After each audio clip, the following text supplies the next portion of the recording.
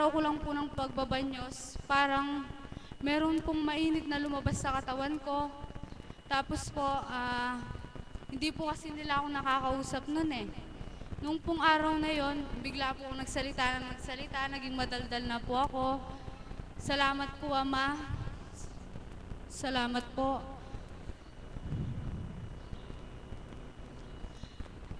Yung pong mga kasamaan kong pasyente, wag po kayong mawala ng pag-asa. Kasi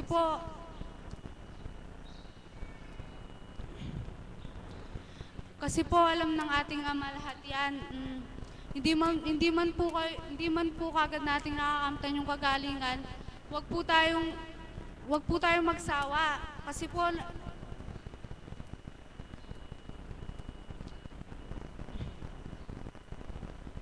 po mapagmahal yung ating Ama. Lahat po tayo, mahal niya po tayo. Kaya wag po kayong magsawa. Kasi po, ako po, dati po kasi, hindi ko po siya kilala. Kilala ko lang po siya pag may kailangan ako eh. Nagdarasal lang po ako pag may kailangan ako. Hindi ko na po siya kilala nun pag nakuha ko na po yung kailangan ko, nabigay niya na po. Wala na po, hindi na po ako nagdarasal. Kaya po, salamat po, Ama. Salamat po.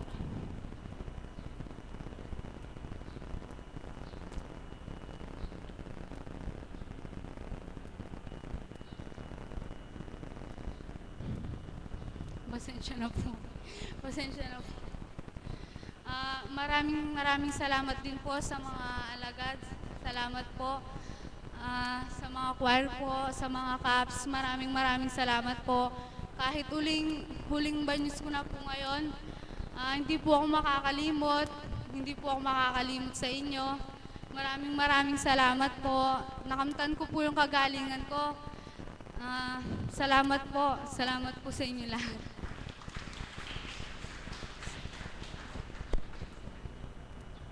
Okay, maraming salamat kapatid.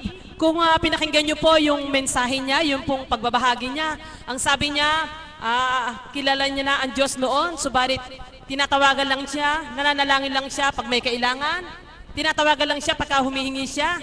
Wala pong iniwan yon doon sa isinalaysay ko ng isang araw na sumisikat na awitin ngayon. Yun po yung nilalaman nung mensahe ng awit na yon. Tinatawag lang ang Panginoon kapag may kailangan, nagdarasal lang, pumapasok sa simbahan. Sabi po niya sa kanyang awit, kapag may bago siyang damit. Di po ba? Subalit, nung mapunta nga dito, na iba, lahat po na yan ay binago ng ating Panginoon. Kaya purihin na natin ang ating Diyos na buhay. Muli po, binabati ko yung aking mga kapitbahay na narito ngayong araw na ito. Hello! Mga kapitbahay ko po yan, ayun po si Ate Linda, yun, nakikipagkwentuhan, tsaka si Arlene. Yan, mga kapitbahay ko po yan. Okay po, sapagkat ako po ay isang mang-aawit, akong facilitator, ay bawal umawit, kaya mas marami ang awit ngayon. Kaya po, nais ko pong tawagan ang aking mga kapatid, na si kapatid na Danilo, para umawit kasama ang kapatid na Leng sa isang awit na pandalawahan, duet. Palakpakan po natin sila.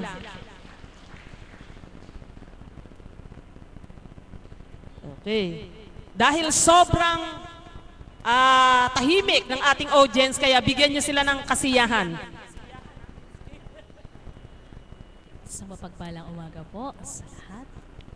Talaga pong masisiyahan kayo kasi hindi po namin alam kung anong kalalabasan ng kanta namin.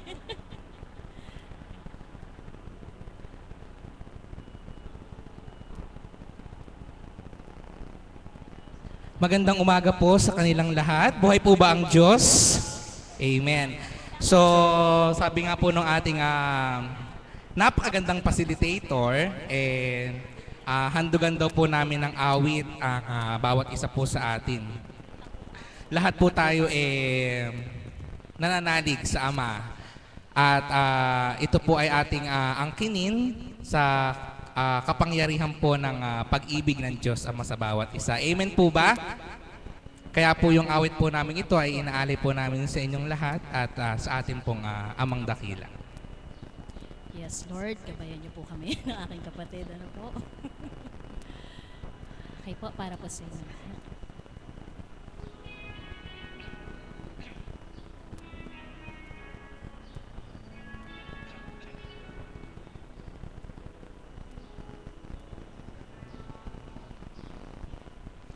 Lord, I come to you.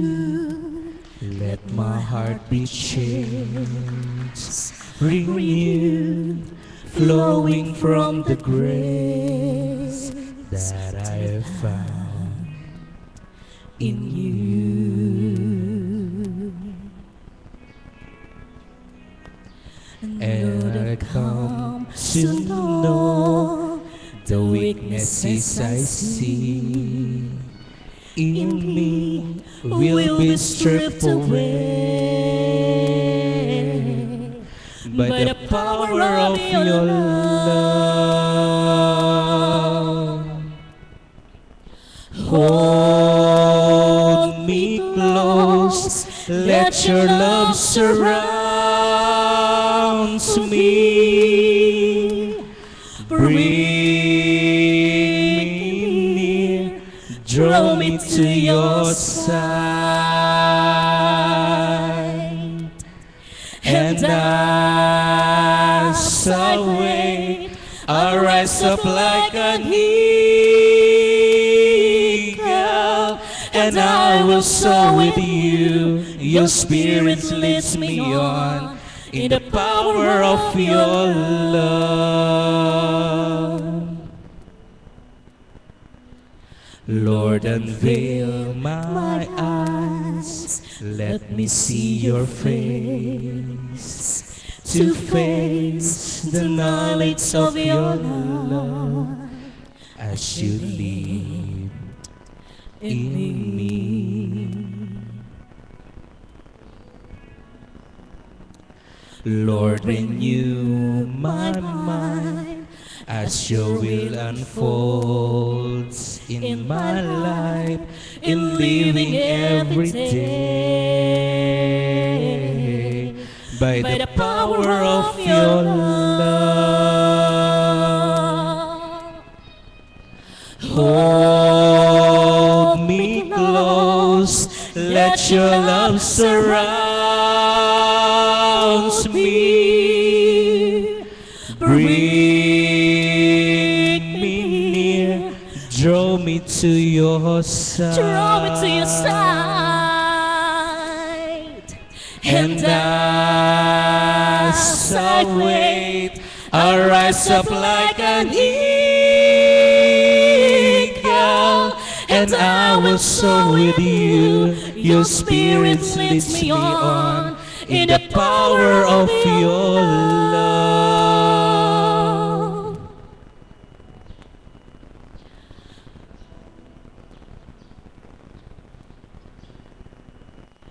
Lord, I come to you. Let my heart be changed, renewed, flowing from the grace that I found in you. Lord, I come to know the weaknesses I see in me will be stripped away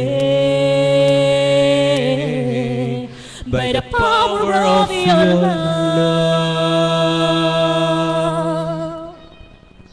Hold me close, let your love surround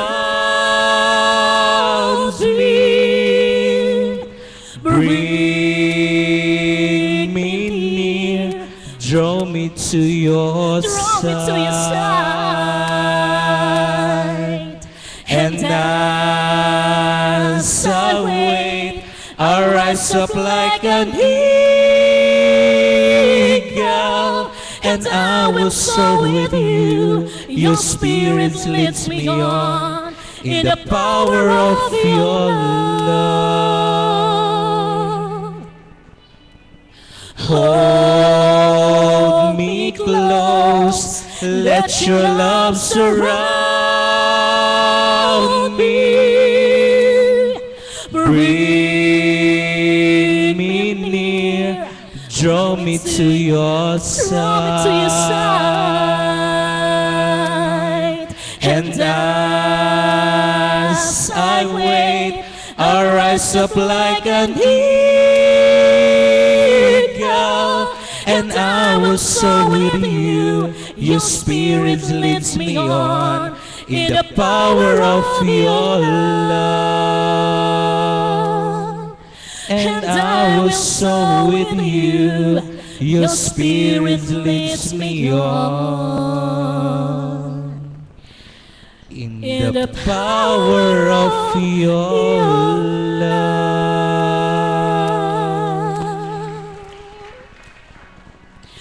Purihin at dakilain ang ating Panginoon.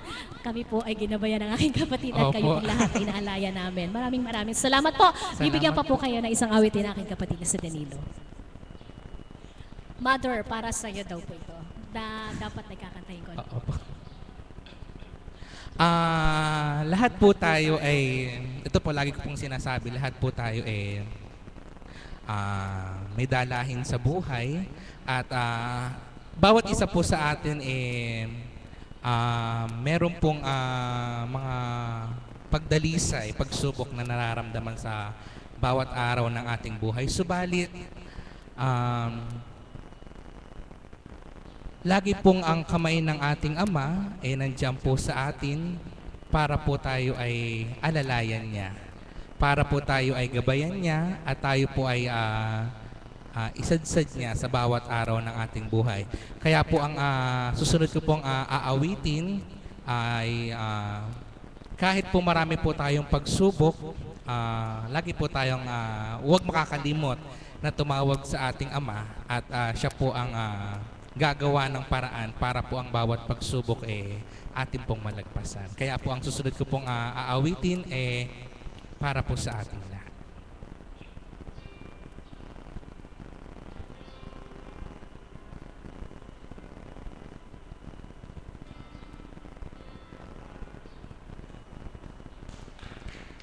Life is not at all that, but my friend, if you believe in yourself, if you believe there's someone who walks through life with you, you'll never be alone. Just learn to reach out and open your heart. Lift up your hands to God, and He'll show you the way. And He said, cast your burdens upon me, those who are heavenly laden. Come to me, all of you who are tired of carrying heaven low.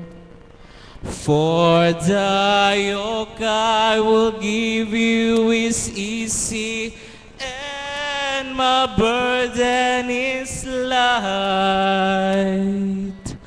Come to me, and I will give you rest.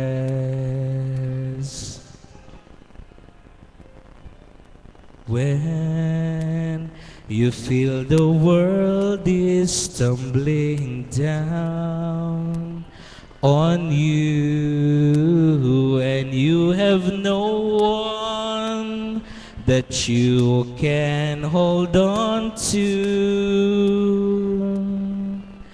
just face the rising sun and you'll see hope. There's no need to run. Lift up your hands to God, and He'll make you feel alright. And He said, cast your burdens upon me, those who are heavenly laden.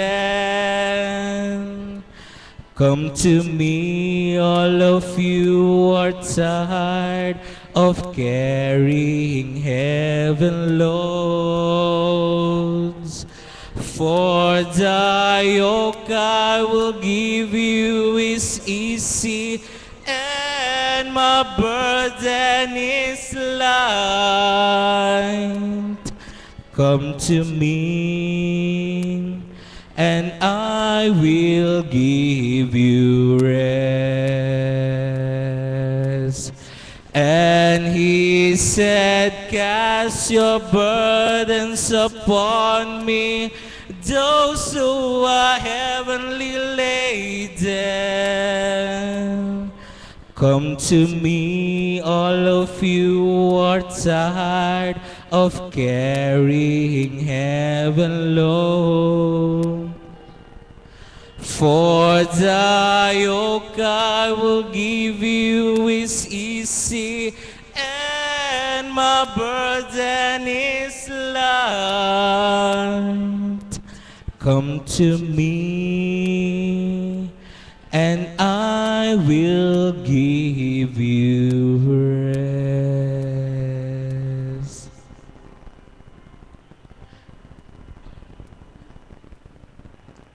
Ang awitin po na akin pong inawit ay ang binibigay pong kahulugang ito. Lumapit lang po tayo sa Ama at ibibigay po sa atin ang walang hanggang kaligayahan, walang hanggang kapahingahan ng ating kaisipan, ng ating puso para po dumating man po ang takda na tayo po ay kukunin na po niya, nakahanda po tayong lahat. So sa inyo pong lahat, maraming salamat po.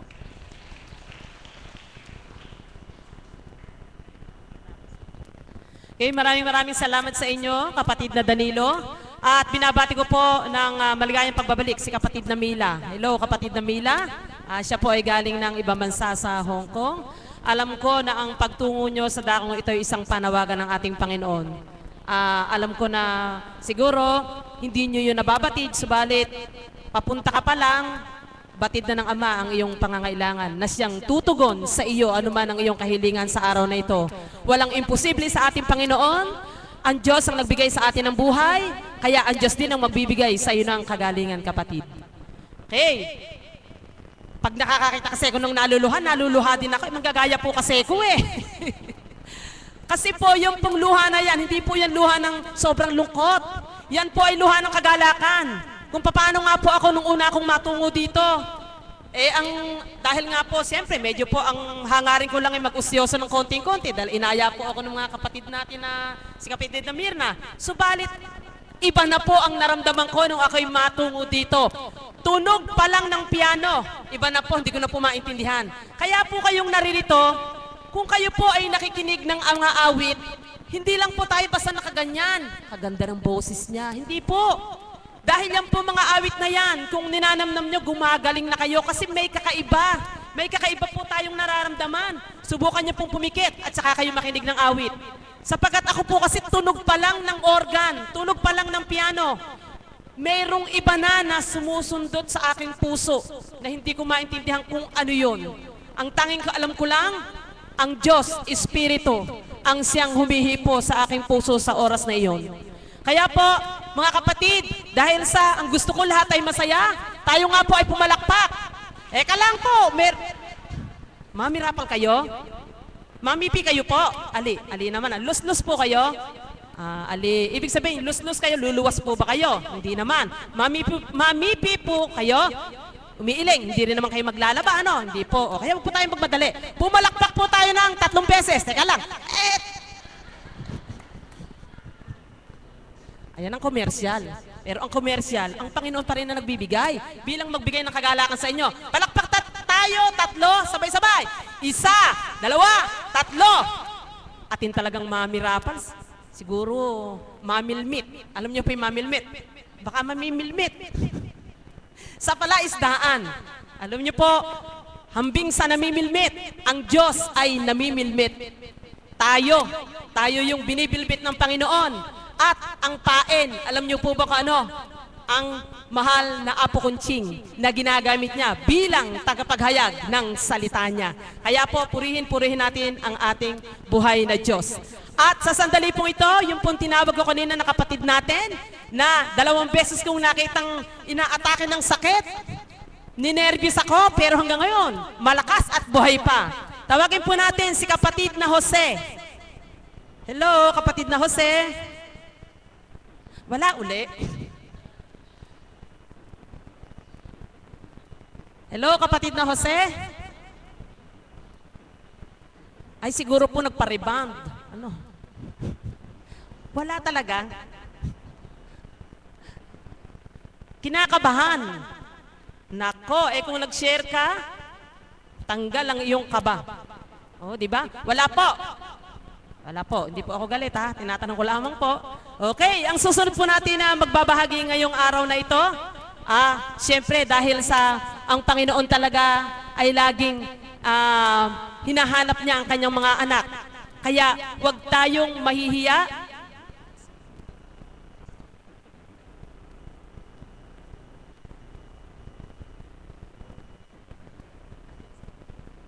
Okay po mga kapatid, at sa sandali pong ito, nais man po ng inyong abang lingkod na tumawag pa ng isang magbabahagi, subalit narito na po ang ating mahal na Apo. Kaya po, lahat po tayo ay inaanyayahan tumayo at awitin ang awit, panalangin tinuro ng ating Panginoon.